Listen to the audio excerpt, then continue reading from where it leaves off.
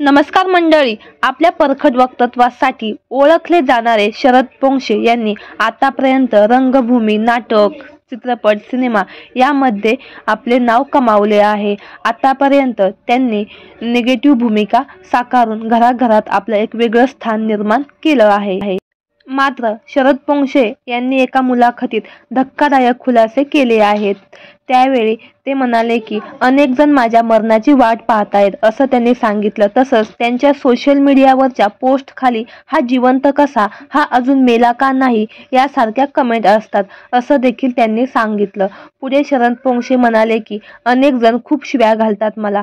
पुरुष नाटकाच्या पोस्टवरती काही लोकांच्या रिॲक्शन होत्या, तुझी मुलगी मात्र तू अमेरिकेला पाठव शिकायला, याचा काय संबंध आहे?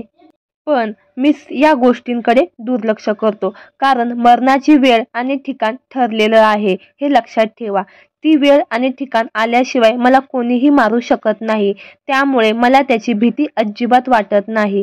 मध्ये एकदा 2019 साली अशीच वेळ माझ्यावर आली, पण ती ठरलेली वेळ आणि ठिकाण नव्हतं, त्यामुळे त्यातूनही मी बाहेर पडलो आणि आज मी ठणठणीत बरा आहे।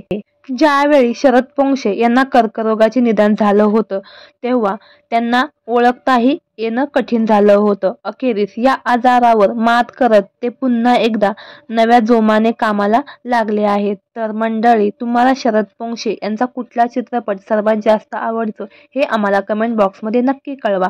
जर व्हिडिओ आवडला असेल तर लाईक आणि सबस्क्राईब करा। धन्यवाद।